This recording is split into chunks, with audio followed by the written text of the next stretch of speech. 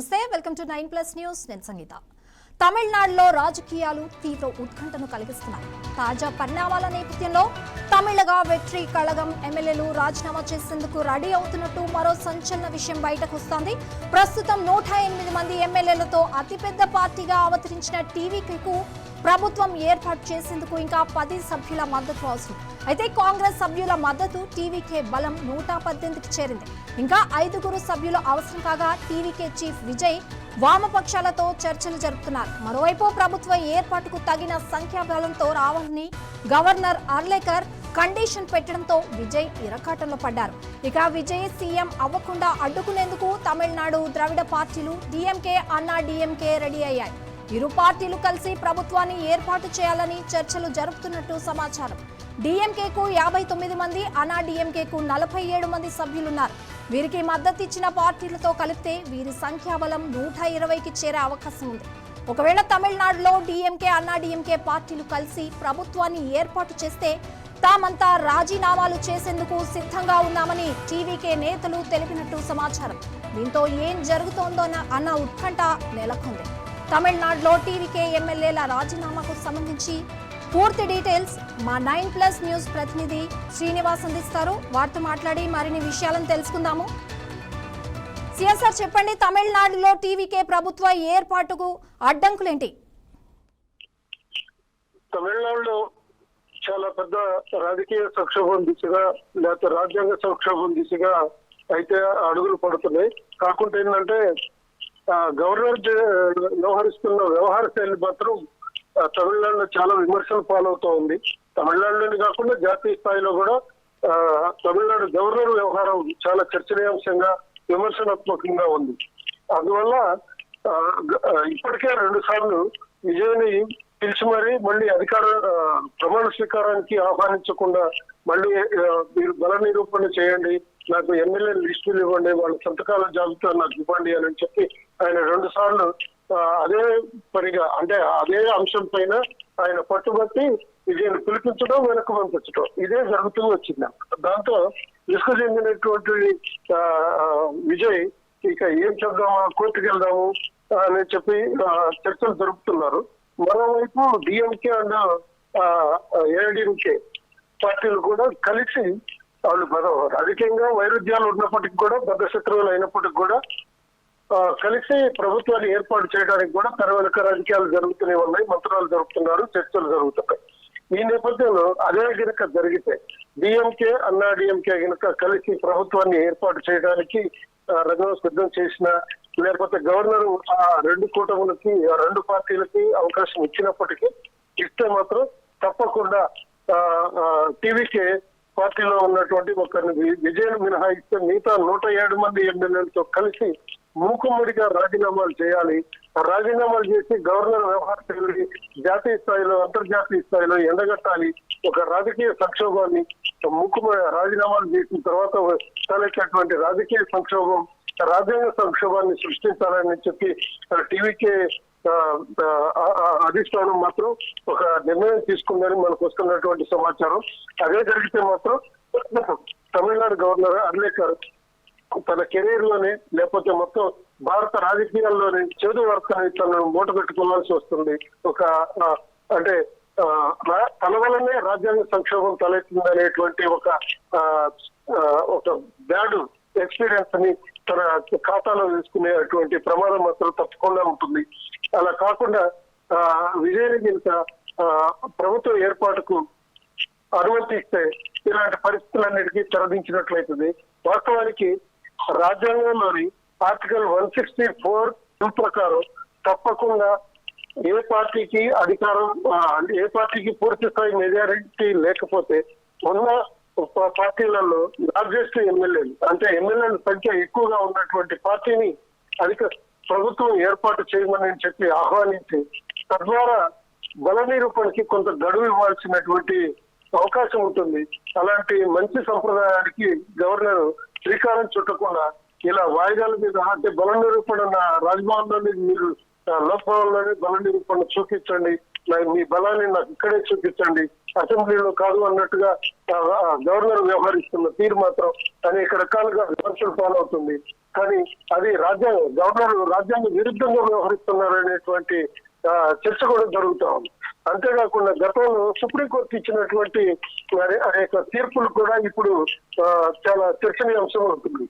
ఎందుకంటే ఎస్ఆర్ బొమ్మాయి కేసులో కూడా అప్పట్లో సుప్రీంకోర్టు అంటే కర్ణాటక బాధిత ఎస్ఆర్ బొమ్మాయి కేసులో కూడా సుప్రీంకోర్టు గతంలో ఒక వ్యాఖ్య చేసింది. ప్రభుత్వ బల నిరూపణ అనేది రాజ్భవన్ లేకుంటే లోక్ భవన్ 4 గదుల మధ్య 4 గోడల మధ్య జరిగేది కాదు, అసెంబ్లీలో ఆన్ ఫ్లోర్ జరగాలని చెప్పి కూడా గతంలో సుప్రీంకోర్టు వ్యాఖ్యానించింది.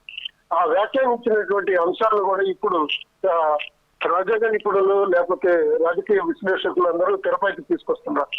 అలాంటి పరిస్థితికి అంతేకాకుండా 1996లో వాజ్పేయి ప్రభుత్వం ఏర్పడేటప్పుడు కూడా అప్పటి రాష్ట్రపతి సంపూర్ణ బలం లేకపోయినప్పటికీ కూడా వాజ్పేయిని ప్రధానమంత్రిగా ప్రభుత్వాన్ని ఏర్పాటు చేయండి అని చెప్పి అప్పటి రాష్ట్రపతి ఆహ్వానించడం, ఆ తర్వాత ప్రభుత్వం బల నిరూపణకి కొంత గడువు ఇవ్వటం అనేది జరిగింది. ఇది రాజ్యాంగంలో ఒక ప్రజాస్వామ్యబద్ధంగా జరగాల్సినటువంటి ఒక సంప్రదాయం. అలా జరిగినప్పుడు మాత్రమే అది ప్రజాస్వామ్యాన్ని గౌరవించినట్లు అవుతుంది. అలా కాకుండా మొత్తం అంతా రాజ్భవన్ లోనే తేలాలి, లోక్ భవన్ లోనే తేలాలి అని చెప్పి గవర్నర్ ఇలా ముందుపట్టు పట్టడం అనేది మంచి పద్ధతి కాదు అని చెప్పి ఇట్లు న్యాయ నిపుణులు కూడా చెప్తున్నటువంటి అంశం. నిన్న న్యాయ కోవిధంతో గవర్నర్ జరిపినటువంటి సమీక్షలో కూడా ఇదే అంశాలు వెల్లడించినప్పటికీ గవర్నర్ ఇప్పటికీ తన ముండిపట్టు వీడలేదు, అదే పద్ధతిలో కొనసాగుతున్నారు అని చెప్పి అక్కడ తమిళనాడు నుంచి మనకి అందుతున్నటువంటి సమాచారం. అయితే కాంగ్రెస్ పార్టీ కూడా విజయ్ పార్టీ కోసం అంటే గవర్నర్ ఏదైతే అడుగుతున్నారో వాళ్ళకి సంఖ్యాబలం చూపించమని అడుగుతున్నారో కాంగ్రెస్ మాత్రం దీనికి వ్యతిరేకంగా నిరసనలు చేయాలని ఈ రోజు నిర్ణయం తీసుకుంది. మరి దీన్ని ఎలా చూడొచ్చు అంటారు? రాజ్యాంగ సంక్షోభం సృష్టిస్తున్నటువంటి గవర్నర్ తీరుకి నిరసనగా ఒక కాంగ్రెస్ పార్టీ కాదు, టీవీకేలో ఉన్నటువంటి 107 మంది ఎమ్మెల్యేలు కూడా మూకుమ్మడిగా రాజీనామాలు చేద్దామనే బ్రహ్మాస్త్రాన్ని, అంటే ఒక రాజకీయ పరమైనటువంటి బ్రహ్మాస్త్రం రాజీనామా. ఒక గవర్నర్ వ్యవహార శైలిని నిరసిస్తూ ఏకంగా 107 మంది 118 మంది 113 మంది ఎమ్మెల్యేలు ఈ విధంగా రాజీనామాలు చేయడం అనేది చిన్న విషయం కాదు. అది ఒక పెద్ద రాజ్యాంగ సంక్షోభం, రాజకీయ సంక్షోభం క్రియేట్ చేసినట్లే. ఒక్క వస్తువు వల్ల ఇంత పెద్ద సంక్షోభం రావటం, అది రాజ్యాంగ సంక్షోభానికి దారి తీయడం, లేకుంటే మళ్ళీ ఎన్నికలు నిర్వహించాల్సినటువంటి పరిస్థితిని దాపురిస్తే అది ఒక గవర్నర్ వాళ్ళని వస్తుందనేది చాలా చెడ్డ పేరు. అది ఏ గవర్నర్కైనా కానీ అది చాలా చెడ్డ పేరు. అలాంటి చెడ్డ పేరును మూట కట్టుకునేటువంటి పరిస్థితి ఇప్పుడు అర్లేకర్ ముందే ఉంది. ఇప్పుడు కోర్టు బంతి అర్లేకర్ కోర్టులోనే అంటే రాజ్భవన్ లోక్ భవన్ లోనే ఉంది అనమాట. అందువల్ల ఆయన ఎలాంటి నిర్ణయం తీసుకుంటారా అనేది ఈ రోజు మాత్రం చాలా స్పష్టంగా కానబోతుంది.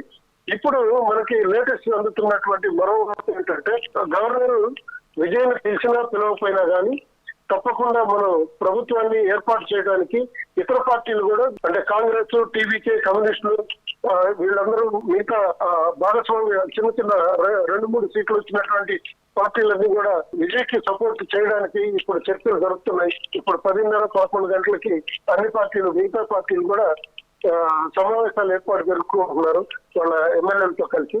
మధ్యాహ్నం కల్లా వాళ్ళు మద్దతు ఇస్తారా, విజయ్కి మద్దతు ఇస్తారా లేదా అనేది మధ్యాహ్నం 1 గంట ఆ ప్రాంతం కల్లా ఒక క్లారిటీ వచ్చేటువంటి అవకాశం ఉంది. అయితే ఇదంతా పక్కన పెడితే ఇప్పుడు డిఎంకే మధ్య కూడా పొత్తు కుదిరిందంటారా? ఇంకా కుదరలేదు. తప్పకుండా పొత్తు కుదుర్చుకొని ప్రభుత్వాన్ని ఏర్పాటు చేయాలి. గతంలో ఉన్నటువంటి మనస్పర్ధలు, అభిప్రాయ భేదాలని లేకపోతే ఆ 2 పార్టీల మధ్య ఉన్నటువంటి వైరుధ్యాలను కూడా కాసేపు పక్కన పెడదాం. లేకుంటే ఇదంతా రాష్ట్రంలో రాజకీయ సంక్షోభం, రాజ్యాంగ సంక్షోభం తలెత్తేటువంటి అవకాశం ఉంది. అందువల్ల ఇలాంటి ప్రమాదాన్ని నివారించడానికి మన 2 పార్టీలు కలిసి ప్రభుత్వాన్ని ఏర్పాటు చేద్దాం అని చెప్పి స్టాలిన్ వైపు నుంచి, పళనిస్వామి వైపు నుంచి ఒక ఉమ్మడి సమావేశాన్ని నిర్వహించడానికి కొంతమంది మధ్యవర్తులు రెండు పార్టీల్లో ఉన్నటువంటి సీనియర్ నాయకులు ఈ విధమైనటువంటి సయోధ్య కుదిర్చేటువంటి ప్రయత్నాలు అయితే చేస్తున్నారు. అది మాత్రం వాస్తవం. అయితే అది కూడా ఒక రూపానికి రాలేదు.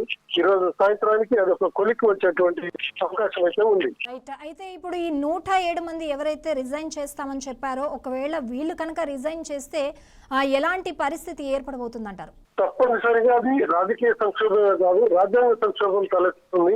అయితే అది అప్పుడు గవర్నర్ అటు సుప్రీంకోర్టులో కానీ రాష్ట్రపతి దగ్గర కానీ సమాధానం చెప్పుకోవాల్సినటువంటి పరిస్థితి ఉంటుంది. దీనిపైన పార్లమెంట్ లో కూడా విపరీతమైనటువంటి చర్చలు జరుగుతాయి. తప్పకుండా గవర్నరే ఒక న్యాయస్థానాల ముందు దోషిగా నిలబడాల్సినటువంటి పరిస్థితి క్రియేట్ అవుతుంది. కాకుండా ఏంటంటే న్యాయస్థానాలు కూడా హైకోర్టు స్థాయి అయితేనేమో గవర్నర్ ని ప్రశ్నించే అధికారం హైకోర్టు స్థాయిలో లేదు. సుప్రీంకోర్టు స్థాయిలో మాత్రమే గవర్నర్ ను ప్రశ్నించేటువంటి అధికారాలు ఉంటాయి. వాళ్ళు కూడా త్రూ రాష్ట్రపతి ద్వారా గవర్నర్ కి తగిన సూచనలు చేయాల్సి ఉంటుంది. అది ఆదేశాలు కాకుండా సూచనలు చేయమని, లేకపోతే మరోసారి పునరాలోచన చేయమని ఇలాంటి పదాలతో మాత్రమే గవర్నర్ కి తగిన సూచనలు చేస్తుంది తప్ప ఇందులో గవర్నర్ కి అంటే ఒక ఆదేశాలు జారీ చేసేటువంటి పరిస్థితి ఉండవచ్చు. Thank you CS sir. So ఇవాళ టీవీకే పార్టీకి సంబంధించి అప్డేట్స్ చూస్తున్నాం. టీవీకే పార్టీ కోసం గవర్నర్ తనకి కావలసిన మెంబర్స్ది సిగ్నేచర్స్ అడగడం జరిగింది. అండ్ దీనికోసం కాంగ్రెస్ నిరసనలు కూడా చేపట్టింది, ఆందోళన కూడా చేస్తోంది. రాష్ట్ర వ్యాప్తంగా, జిల్లాల వ్యాప్తంగా కూడా ఆందోళన చేస్తుంది. And at the same time అన్నా డిఎంకే కలిసి పొత్తు కుదిరిస్తూ వాళ్ళు కూడా ప్రభుత్వాన్ని ఏర్పాటు చేసే దాంట్లో చర్చలు అయితే జరుపుతున్నారు. ఇదే ఇవాల్టి అప్డేట్స్. మరిన్ని అప్డేట్స్ కోసం చూస్తూనే ఉండండి 9+ News.